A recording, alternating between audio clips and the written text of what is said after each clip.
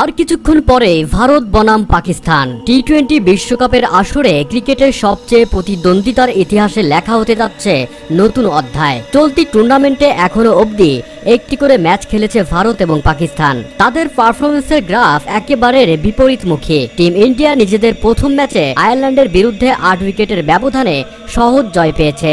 অন্যদিকে মার্কিন যুক্তরাষ্ট্রের মতো খাতায় কলমে অনেক পিছিয়ে থাকা দলের বিরুদ্ধে মুখ থুবড়ে পড়েছে পাকিস্তান। ডালাসের গ্র্যান্ড প্রায়ারি স্টেডিয়ামে রুদ্রশ্বাস লড়াইতে সুপার ওভারে গিয়ে হারতে হয় পাক শিবিরকে। আজকের দ্বৈরথে নিজেদের শ্রেষ্ঠত্ব প্রমাণের চ্যালেঞ্জ ভারতের সামনে, ঘুরে দাঁড়ানোর লড়াইতে পাকিস্তান।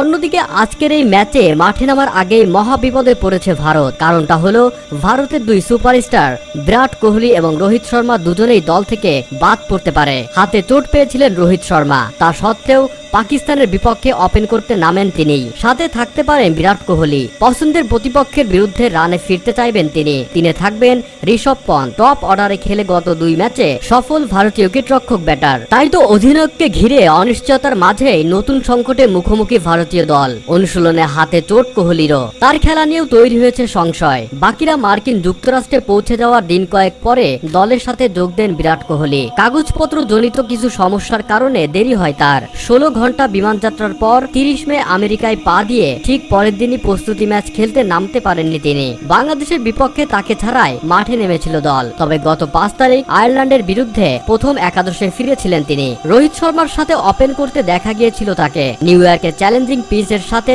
মানিয়ে নেওয়ার আগেই অবশ্য ফেরেন সাজঘরে। ইনিংসের গোড়াতেই এগিয়ে এসে বড় শট মারতে গিয়ে ধরা পড়েন লং অফে।